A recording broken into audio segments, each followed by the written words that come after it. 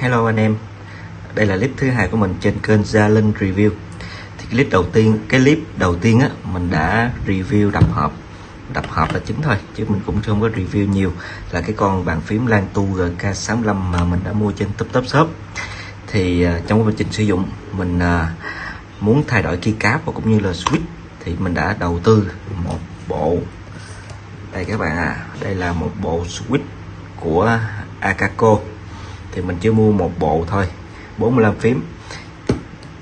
Thứ hai nữa là mình mua thêm một bộ keycap, đây cũng của Akako, Cherry BBT Double Shot Cool Ray. Cool Ray là cái màu nó như vậy nè các bạn. Ok, thì đây mình thấy mình đã thay thế switch này.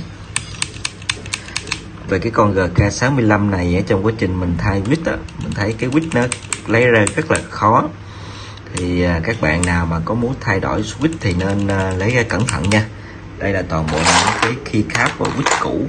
Thì mọi người thấy đây nè, cái con keycap, cái chữ của nó rất là xấu, và mình muốn mua cái keycap mới ngay từ khi mình đập hộp rồi. Còn đây là switch của nó, thì cảm giác thứ nhất là mình thấy nó rất là sập sệt, mình không biết miêu tả như thế nào nữa. Đây các bạn, đây còn đây là switch Akako của mình đó. Đây các bạn, thì nguyên cái dãy số này thì mình chưa có thay, do cái này mình chỉ mua một kit thôi, 45 switch. Nguyên dãy này thì mình chưa thay, mình bấm thử cho các bạn so sánh nha.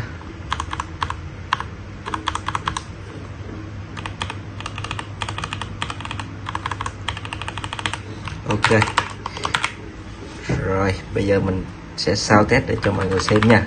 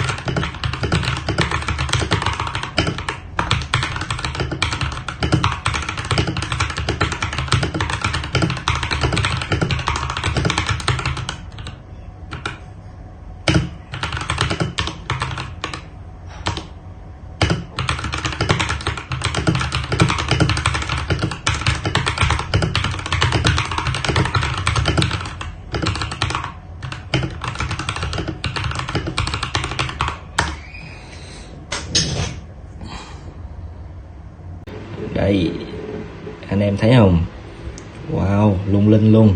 Ba cái con keycap này là mình lấy từ con Keytron K2 của mình cũ, còn phím bay này là mình vẫn giữ nguyên, do phím bay của cái bộ keycap mới thì nó không vừa. Ok, quá lung linh luôn.